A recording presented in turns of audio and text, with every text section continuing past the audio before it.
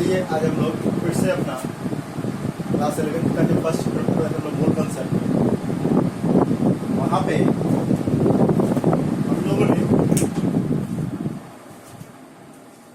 पे हम लोगों ने पिछले लेक्चर में 2 क्वेश्चन दिया था हमने आपको। उस लेक्चर में मैंने ये 2 क्वेश्चन दिए थे, उसमें बहुत सारे स्टूडेंट्स ने सही से जवाब भेजा है। मुझे बहुत अच्छा लगा इस बात को जान करके कि आप लोग प्रयास कर रहे हो सीखने का, बहुत अच्छी बात है। चलिए आइए मैं आपको पहले उन 2 क्वेश्चन का जवाब बता देता हूँ। जिसको समझ में नहीं आ रहा हो वो बच्चे बड़े ध्यान से देखें। बहुत सारे बच्चों ने सही आंसर दिया, अच्छा आंसर दिया। चलिए तो मैं क्या करता हूँ, इसका सॉल्यूशन आपको बताता हूँ कि कैसे आप ऐसे क्वेश्चन को सॉल्व कर पाते हो। पिछले लेक्चर में हमने इस टाइप का क्वेश्चन बनाया था और बहुत इजीली हम समझ ही पाए थे। आइए हम उसको फिर से एक बार इसको कर लेते हैं। हमें कह रहा है नंबर ऑफ एटम्स कैलकुलेट करना है। याद कीजिए हमने फॉर्मूला बताया था, number of atoms equal to क्या होता है? Number of atoms equal to होता है sir mole multiplied by Avogadro number. क्या? तो mole multiplied by Avogadro number ये करके निकाल लेंगे। तो मोल कितना है मेरे पास? 0.1 और एवोगाड्रो नंबर कितना होता है? 6.022 या 023 कितना 23। हम इसको 6.02 भी देख करके छोड़ सकते हैं, कोई दिक्कत नहीं, गलती नहीं होने वाली है, क्योंकि ज्यादा परेशान होने वाली बात नहीं होती। ये जो आपके पास डिजिट है ये बहुत ज्यादा वैल्यू नहीं करते जी। 6.022 लिखे आप, 6.023 लिखे, कोई दिक्कत नहीं है, या 6.02 सिमिलरली आप छोड़ सकते हैं। इसको कर लीजिए कैलकुलेट, कितना हो जाएगा ये हो जाएगा सर 6.023 मल्टीप्लाइड बाई 10 पर कितना हो जाएगा 22। तो ये मेरा पहला क्वेश्चन का बहुत ही आसान सा आंसर हो गया। इसमें किसी को डाउट नहीं होना चाहिए मुझे लगता है, क्योंकि बहुत ही इजी सा काम था ये। आइए हम लोग अपने दूसरे क्वेश्चन की तरफ बढ़ते हैं। दूसरा क्वेश्चन भी सब कुछ सेम था, केवल थोड़ा सा चेंजिंग था। चलिए हम देखते हैं क्या था।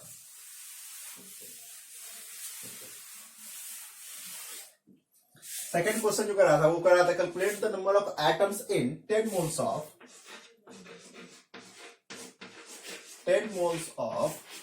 क्या था? 10 मोल्स ऑफ H2O। अब देखिए जरा ध्यान से, हम बताए थे आपको कि यहाँ पे नंबर ऑफ मॉलिक्यूल देना, क्योंकि ये कंपाउंड है। तो कंपाउंड है तो नंबर ऑफ मॉलिक्यूल देगा। तो हम क्या कर सकते हैं बताइए? तो हमको ये करना होगा कि हमें, देख रहे हैं आप, देखिए जरा ध्यान से, ये वाटर का 1 मॉलिक्यूल है। अगर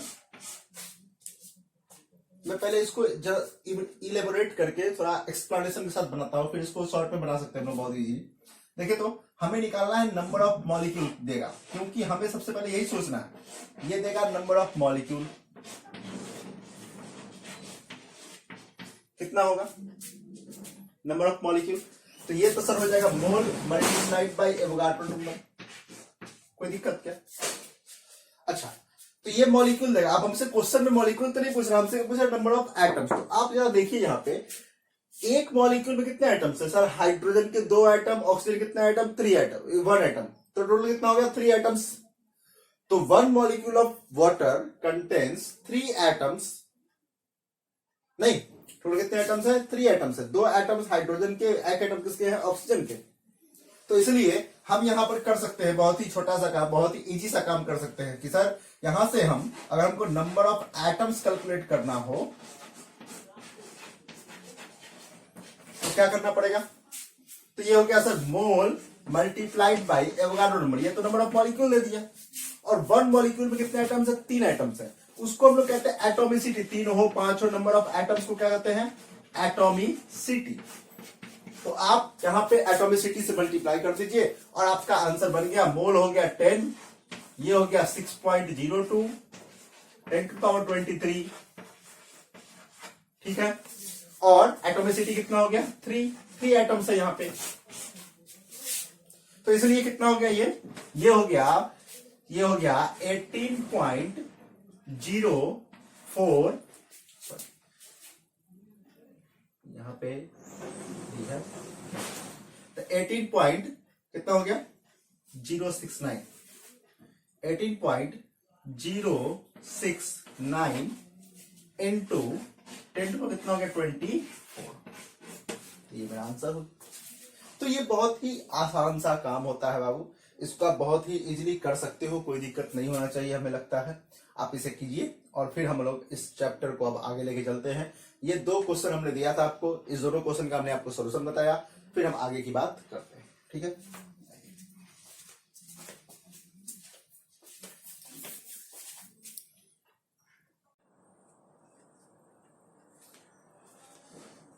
चलिए आइए, हम लोग क्या करते हैं, 2 क्वेश्चन करने के बाद हम लोग आगे का बात करते हैं, आगे हम लोग कुछ सीखते हैं।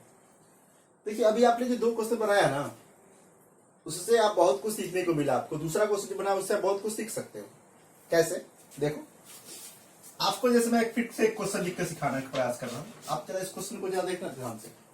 सिमिलरली सारा क्वेश्चन अब उसी तरह बनने वाला है। जैसे मान लीजिए आपसे कह दिया कि calculate the number of electrons, number of electrons, number of electrons in 10 moles of H2O। मान लीजिए सेम क्वेश्चन है, केवल हम क्या किए वहां पर 10 moles of H2O। क्वेश्चन सब कुछ सेम है, हमने सिर्फ क्या किया, हमने वहां पर अब नंबर ऑफ इलेक्ट्रॉन्स कैलकुलेट करने में कहा आपको। क्या कहा कैलकुलेट करने के लिए? Number of electrons. सब कुछ सेम करेंगे। देखिए हमें डायरेक्ट बनाते हैं, बहुत आसान से बहुत डायरेक्ट बनाते हैं। हमको निकालना है नंबर ऑफ इलेक्ट्रॉन्स। हम अब मॉलिक्यूल्स नहीं लिखेंगे, हम नंबर ऑफ इलेक्ट्रॉन्स ही लिखेंगे। कितना काम कर देंगे, छोटा छोटा काम है ये, बहुत आसान काम। नंबर ऑफ इलेक्ट्रॉन्स निकालना हमने लिखा। क्या सोचिए फिर से, हमको माइंड में सेटअप ये रखना है कि ये है क्या, ये कौन सा मैटर है मेरे पास, केवल यही ध्यान रखना कि ये एलिमेंट है, कंपाउंड है, गैस है, क्या। तो यहां पे आपको नंबर ऑफ इलेक्ट्रॉन्स कैलकुलेट करने हैं और उसके लिए आपको करना क्या पड़ेगा, तो पहले तो मॉलिक्यूल निकालेंगे हम। तो हमको पता है मॉलिक्यूल कैसे निकालें, क्योंकि ये कंपाउंड है, मॉलिक्यूल ही देने वाला है। तो कितना होने वाला है, मोल मल्टीप्लाइड बाय एवोगाड्रो नंबर। ये मॉलिक्यूल मिल गया, कोई दिक्कत क्या, ये क्या मिल गया आपको, मॉलिक्यूल मिल गया। और उसके बाद आप देखिए यहां पे जिस तरह से हमने नंबर ऑफ एटम्स कैलकुलेट किया था, 3 एटम्स थे, 2 हाइड्रोजन के, 1 ऑक्सीजन का। उसी तरह हम क्या करेंगे, देखेंगे कि 1 मॉलिक्यूल जो आपके पास है वाटर का, उसमें इलेक्ट्रॉन्स कितने हैं, कितने इलेक्ट्रॉन्स हम देखेंगे। तो आप जरा देखिए, हम यहां लिखते हैं, यहां पे लिखते हैं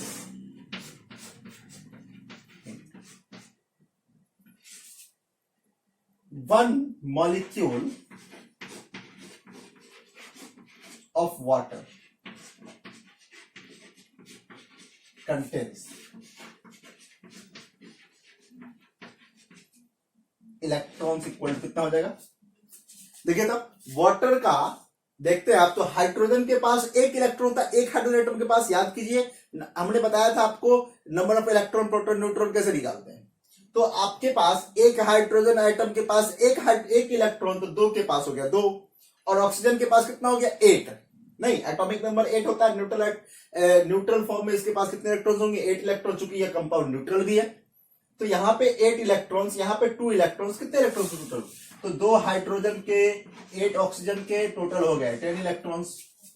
तो लीजिए 1 molecule of hydrogen water contains 10 electrons, मतलब कि जल के एक अणु में कितना इलेक्ट्रॉन है, 10 इलेक्ट्रॉन है। तो हम क्या करेंगे, इसको यहां से 10 से क्या कर देंगे, मल्टीप्लाई कर देंगे। निकल गया आपके पास 10 multiplied by n into Na। लीजिए 10 मोल्स आपको दिया हुआ है, मोल्स 10 है, ये हो गया Na, यह हो गया 10, यानी कि 100 Na। यानी कि आप कह सकते हो सर आंसर कितने होने वाला है 100 Na, यानी कि 6.023 इंटू 10⁻23 होता है। 100 पर 2 पावर बढ़ जाएगा, कितना हो जाएगा 20। तो ये ऐसे ऐसे करके आप इलेक्ट्रॉन्स, प्रोटॉन्स, न्यूट्रॉन्स, आयंस, कुछ किसी भी कंपोनेंट का आप क्या कर सकते हो, ये नंबर कैलकुलेट कर सकते हो। कोई डाउट? मुझे नहीं लगता कोई डाउट होना चाहिए आपको। तो ये हम आपके बताए कि आप ये काम कर सकते हो, ठीक है। आइए हम बात करते हैं आगे। अब हम लोग अपने दूसरे टर्म की ओर बढ़ते हैं, जो कौन सा टर्म है हमारा दूसरा टर्म जो है वो है मास नंबर, मतलब मास कैलकुलेट करना, मास के टर्म में। तो आइए हम लोग अब मास के टर्म में मोल को पढ़ना शुरू करेंगे। ये नंबर के टर्म में था, जो बहुत ही आसान सा काम था, बहुत डिफिकल्ट नहीं होता है ये, तो इसलिए आप इसे ध्यान रखें। अच्छा आइए बात करते हैं। जैसे अब हम बात करते हैं मोल इन टर्म ऑफ मास का। मोल इन टर्म्स ऑफ मास। तो मास के टर्म में हम मोल कैलकुलेट करेंगे। अब अभी तक हमने क्या किया, नंबर के टर्म में कैलकुलेट किया था। अब क्या करेंगे, मास के टर्म में कैलकुलेट करेंगे मोल्स को। कैसे करेंगे, तो बहुत ही आसान सा काम होता है। यहां पे भी आप देखेंगे जरा ध्यान से, कहते हैं कि नंबर ऑफ मोल्स जो होता है मास के टर्म में, नंबर ऑफ मोल्स यानी कि n, ये क्या होता है, ये होता है बाबू गिवन मास इन ग्राम। गिवन मास इन ग्राम, जिसको हम लोग स्मॉल m मान लेके चलते हैं, डिवाइडेड बाई होता है मोलर मास। क्या होता है, मोलर मास, इसको हम लोग कैपिटल M मान के चलते हैं। अब आप कहोगे सर कि मोलर मास का क्या मतलब होता है, तो हम उसको देखते हैं। यानी कि आपके पास एक फॉर्मूला बनेगा सर, n इक्वल टू क्या होगा, small m upon capital M। बहुत इंपॉर्टेंट फॉर्मूला है, this is very important formula, क्योंकि आप इस फॉर्मूला का यूज बार बार कई बार लगातार करोगे, हर चैप्टर में करोगे। जब तक फिजिकल केमिस्ट्री पढ़ोगे तब तक इस चैप्टर को, इस फॉर्मूला को यूज करना ही पड़ेगा आपको। तो इसीलिए आपके लिए यह फॉर्मूला बहुत इंपॉर्टेंट है। ठीक है, आइए हम फिर आगे बात करते हैं। अब बात आती है मेरे पास कि सर ये तो दिया रहेगा, ठीक है, कि मोलर मास का क्या मतलब होता है। चलिए तो हम मोलर मास पर बात करते हैं।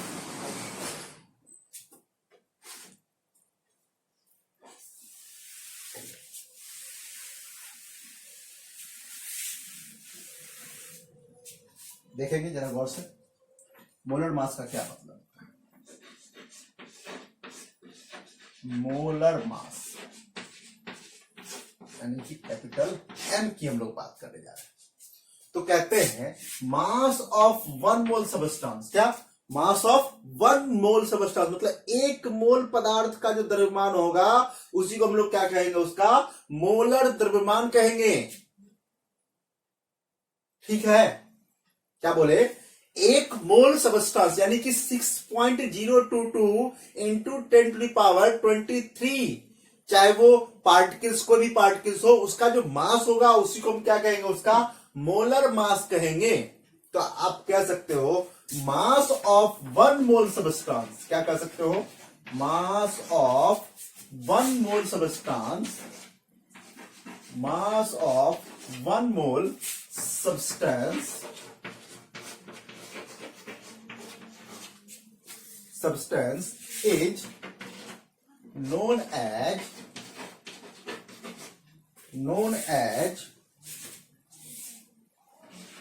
क्या, molar mass of that substance.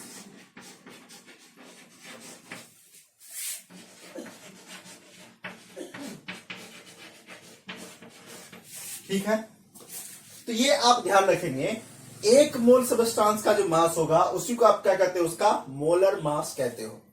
1 मोल हम किसी भी चीज का, कोई भी चीज ले लेंगे और उसको क्या करेंगे, उसका मास कैलकुलेट करेंगे, तो वो कितना होगा, वो मोलर मास के बराबर होगा। और 1 मोल में है कितना, तो आपने अभी सीखा है कि 1 मोल का मतलब एवोगाड्रो नंबर।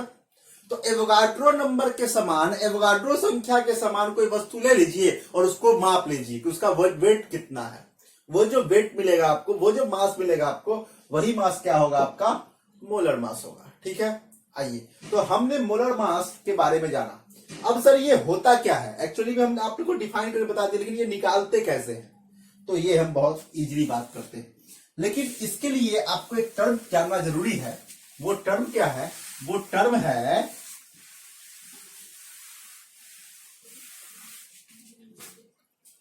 Atomic weight. वो जानना आपके लिए बहुत इंपॉर्टेंट है, लेकिन उस पर हम थोड़ा बाद में बात करेंगे।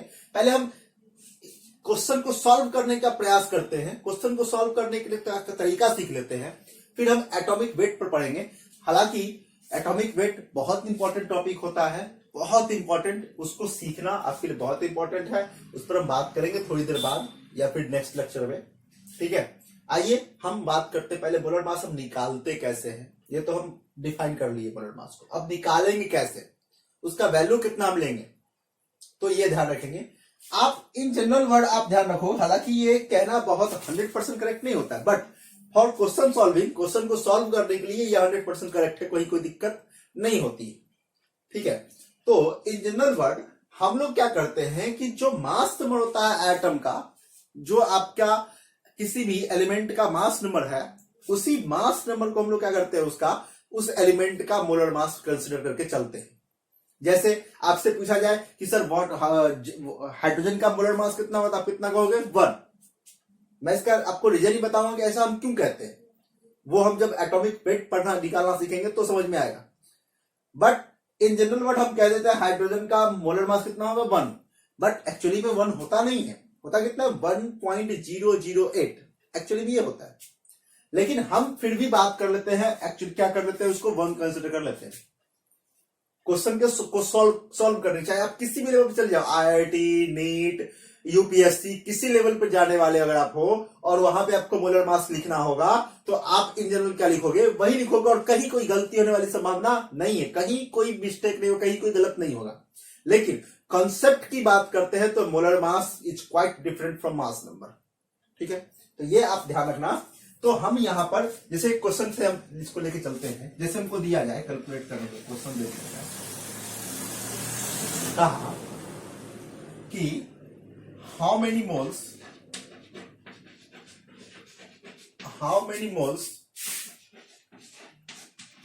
Of calcium carbonate present in a container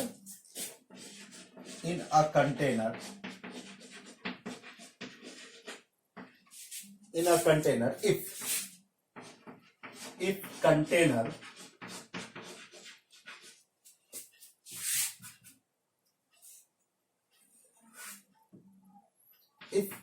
container contains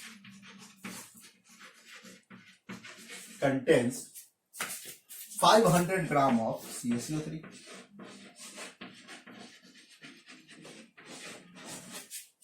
500 grams of calcium carbonate.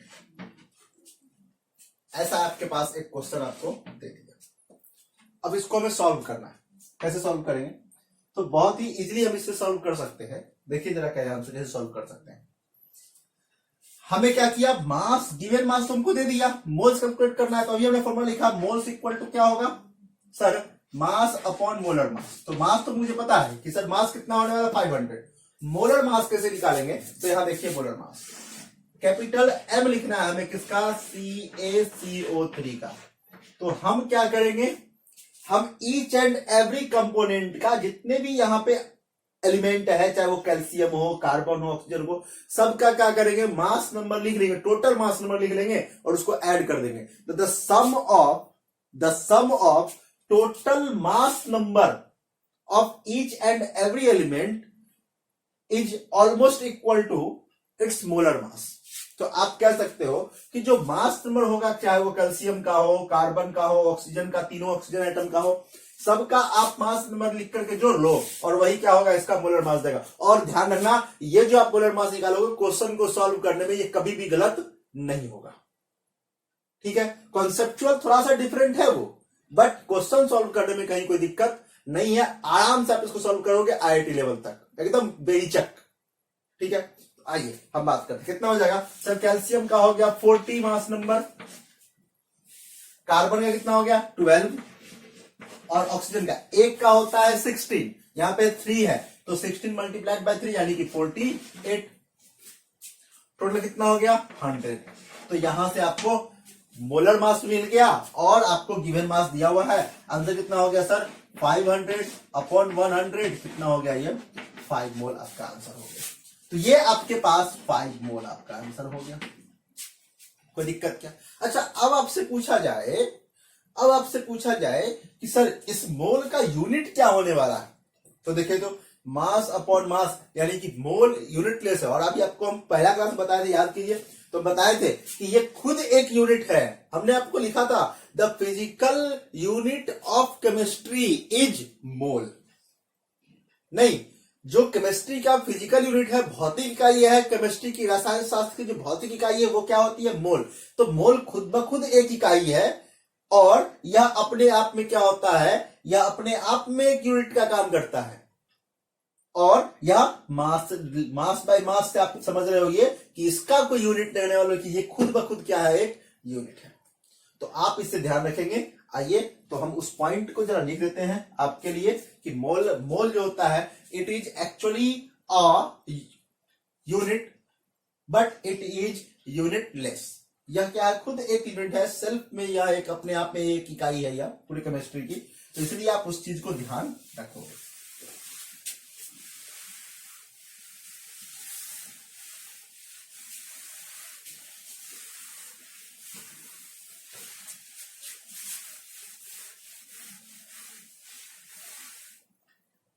चलिए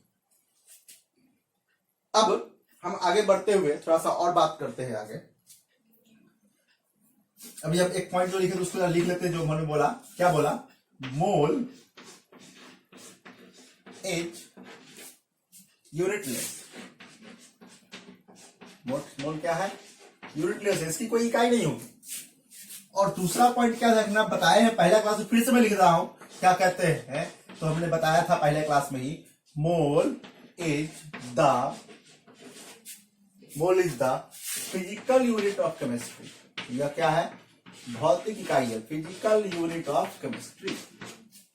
यह रसायन शास्त्र की अपने आप में क्या है? एक भौतिक इकाई है बउआ, इसको ध्यान में रखना। ठीक है, तो ये बात जो है मैंने आपको बताया कि यह यूनिटलेस होगा और यह फिजिकल यूनिट होगा किसका? पूरे केमिस्ट्री का जो हम बात करते हैं जनरली। आइए तो हम आगे बढ़ते हुए हम कुछ और बातें करते हैं, कुछ और कॉन्सेप्ट को सीखने का प्रयास करते हैं। आइए देखते हैं।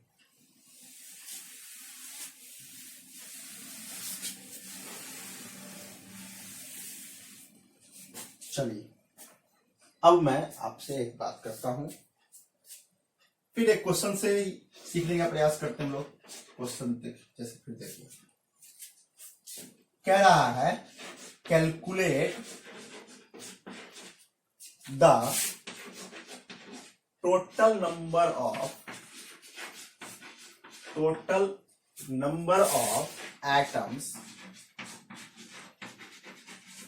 Atoms in 4.9 grams of H2SO। यह क्वेश्चन दे दिया, क्या कह रहा है? Calculate the total number of atoms in 4.9 gram of H2SO4। मतलब क्या कि यह जो सल्फ्यूरिक अम्ल है, तो कह रहा है सल्फ्यूरिक अम्ल के 4.9 ग्राम में क्या करना है आपको? परमाणुओं की कुल संख्या बतानी है। अब फिर देखिए क्वेश्चन को, देखिए कैसे घुमाया गया है यहाँ पे, कैसे देखेंगे हम? तो हमको दिया है मास, अब पूछता है नंबर। नहीं, क्या किया? दे दिया है मास और पूछ क्या रहा है? नंबर। तो यहां पर भी घबराने की कोई बात नहीं है, हमको जो कह रहा है वो काम करेंगे, मेरा काम बन जाएगा। देखिए हमको कह रहा है मास देकर के क्या कह रहा है? नंबर निकालने के लिए। तो हम लिखेंगे, हमने पढ़ा है formula, sir number of atoms. देखिए मैं फॉर्मूला कैसे इसको बनाता हूं, आप भी इतना काम कर सकते हो, बहुत ही इजी सा काम होता है ये चैप्टर। जनरली बहुत बच्चे कहेंगे कि सर ये जो चैप्टर में समझ में ही नहीं आता है। उसके पीछे रीजन है कि ये बहुत ब्रॉड चैप्टर है, बहुत बड़ा सा चैप्टर है, बहुत बड़ा कॉन्सेप्ट है, कॉन्सेप्ट ही है ये चैप्टर। इसलिए इसको आपको रेगुलरली प्रैक्टिस में रखना पड़ेगा इस चैप्टर को बउआ। बहुत ही छोटी छोटी बातें होती है, बहुत आसान चीजें हैं इस चैप्टर में, बट है क्या कि आपको रेगुलर प्रैक्टिस में रखना पड़ेगा इस चैप्टर को। और उसके लिए एक ही तरीका है कि आप ज्यादा से ज्यादा क्वेश्चन को सॉल्व कीजिए। ठीक है, आइए हम बात करते हैं। तो नंबर ऑफ एटम्स क्या बताए थे? याद कीजिए, हम बताए थे sir mole multiplied by Avogadro number होता है। ठीक है, कोई दिक्कत नहीं है। क्या होता है? यह मोल मल्टीप्लाइड बाय एवोगाड्रो नंबर। अब फॉर्मूला मेरे पास ही होता है। बट अब हमको सोचना है ये कि सर ये जो कंपोनेंट है वो क्या है, क्या यह एक कंपाउंड है, क्या यह एक एलिमेंट है, क्या यह एक रेडिकल है, क्या यह एक गैस है। तो या तो एक कंपाउंड आपको है सल्फ्यूरिक एसिड, यानी कि अगर हम मोल मल्टीप्लाइड बाय एवोगाड्रो नंबर करते हैं तो इतना काम करके आपको क्या मिलने वाला है बताइए, इतना काम करके आपको मिलने वाला है नंबर ऑफ मॉलिक्यूल्स, नहीं क्या मिलने वाला है, नंबर ऑफ मॉलिक्यूल्स, अणुओं की संख्या मिलने वाली है आपको इतना काम करके। हमें तो निकालना है परमाणु संख्या, तो अभी हमने बताया था कि अगर सर परमाणु संख्या निकालनी है तो नंबर ऑफ मॉलिक्यूल्स निकालेंगे और उसके बाद क्या करेंगे, इसको एटॉमिसिटी से मल्टीप्लाई करेंगे। किससे मल्टीप्लाई करेंगे, एटॉमिसिटी, मतलब जितने परमाणु है एक अणु में उससे गुना कर देंगे। यहां पर कितने परमाणु है एक अणु में, सर हाइड्रोजन का 2, सल्फर का 1, ऑक्सीजन का 4, टोटल कितना हो गया 7। तो 1 molecule of sulphuric acid contains 7 atoms, ठीक है।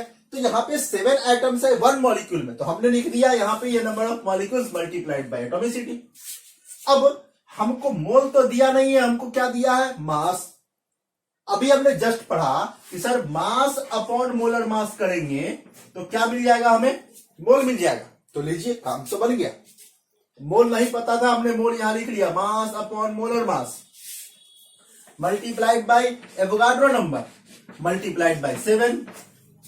कोई दिक्कत क्या नहीं होना चाहिए। आइए मास दे दिया, कितना है मास मेरे पास 4.9, लीजिए 4.9 मल्टी डिवाइडेड बाय, देखिए इसका निकालिए H2SO4 का निकालिए तो कितना हो जाएगा, यहां पर इसका मोलर मास कितना हो जाएगा सर, हाइड्रोजन का फिर से 2, सल्फर का होता है 32, ऑक्सीजन का कितना हो गया 16 मल्टीप्लाइड बाय 4 यानी कि 64, ये कितना हो जाएगा 98। आपको भी धीरे धीरे अपने आप याद हो जाएगा, अपने आप कैलकुलेशन करते रहना है, बार बार बार बार करेंगे, प्रैक्टिस करेंगे, बस काम बन जाएगा। तो आइए 4 इतना हो गया, डिवाइडेड बाय कितना हो जाएगा 98 multiplied by Avogadro number 6.02 10 power 23 multiplied by कितना कर देंगे 7। इसको आप कैलकुलेट कर लीजिए, सॉल्व कर लीजिए, क्वेश्चन बन गया। तो ऐसे क्वेश्चंस को इस तरह से सॉल्व करना है। आपको मास दे दिया, पूछा नंबर ऑफ एटम्स, पूछा नंबर ऑफ मॉलिक्यूल। अच्छा ये सोचिए अगर आपसे पूछता, इसी क्वेश्चन में थोड़ा आगे लेके बताता हूं, अगर आपसे यहां पर पूछता कि सर मैं आपसे पूछ रहा हूं कि ये जो आपको क्या करना है, अब यहां पे नंबर ऑफ एटम्स नहीं कैलकुलेट क्या कर रहा है, कह रहा है क्वेश्चन में कि calculate the total number of atoms of oxygen, लगा दिया ऑफ ऑक्सीजन, मतलब ऑक्सीजन के कुल परमाणु संख्या बताइए। तो यहां पर हम क्या करेंगे, एटॉमिसिटी ऑफ ऑक्सीजन लेंगे, मतलब यहां पर 4 से मल्टीप्लाई करेंगे हम, ना कि 7 से करेंगे। सल्फर का पूछता तो 1 से करते, हाइड्रोजन का पूछेगा तो 2 से करेंगे। तो आपको यह बात ध्यान रखनी है बाबू कि हमसे क्वेश्चन कैसे पूछ रहा है वैसे ही काम कर लेंगे।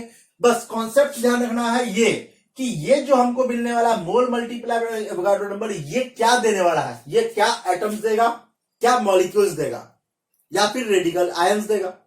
तो आपको वो कैसे पता चलेगा, वो यहां से, वो जो हमने बताया था एक एलिमेंट मतलब सब्सटेंस और उसका एलिमेंट्री पार्टिकल, तो वो आपको हमेशा ध्यान रखना है, बहुत इंपॉर्टेंट बात है वो। इसलिए आपको ये ध्यान रखना है कि सर अगर ये कंपाउंड है तो हमेशा ये जो देने वाला क्या देने वाला, नंबर ऑफ मॉलिक्यूल्स। अगर ये एलिमेंट होता तो क्या मिलता, नंबर ऑफ एटम्स। अगर ये रेडिकल होता मतलब उस पर कोई चार्ज होता, प्लस चार्ज या माइनस चार्ज, कोई मूलक होता, रेडिकल होता, तो क्या मिलने वाला होता यहाँ पे, आयंस। तो ये आपको ध्यान में रखना है। तो ये हम इतना काम किए हैं। अब मैं आपको फिर से वही दो काम कर रहा हूं, 2 क्वेश्चन मैं आपको देता हूं जिसका आंसर फिर से आप मुझे कमेंट करोगे। अच्छा लगता है मुझे, व्हाट्सएप पे बहुत सारे बच्चे भेजते हैं उसका आंसर, तो आप व्हाट्सएप कर लो या फिर कमेंट कर लो, फिर हम उस पर आगे प्रोसेस करेंगे, ठीक है। आज हम लोग जो भी सीखे हैं इसमें बहुत इंपॉर्टेंट बातें सीखे हमने, और आपको ये ध्यान रखना है बाबू कि ये जो छोटी छोटी चीजें हैं ये आपको आगे बहुत काम आने वाली है, तो आप इसे ध्यान रखेंगे, ठीक है। आइए मैं आपको 2 क्वेश्चन दे देता हूं फिर से, आप उसका आंसर फिर से मुझे भेजेंगे। आइए क्वेश्चन नंबर 1, क्वेश्चन नंबर 1 फिर क्या है, कह रहा है calculate total number of electrons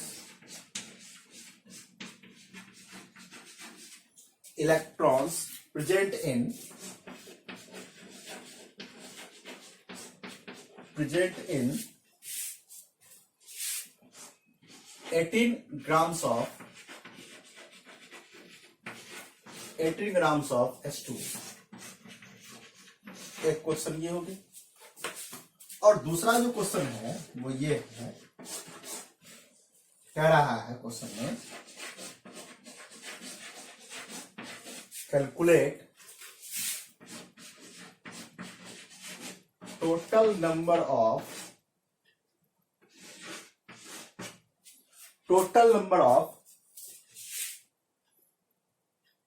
oxygen atom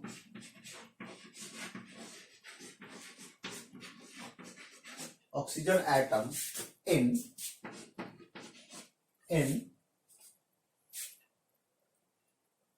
66.4 milligram of SO2 gas.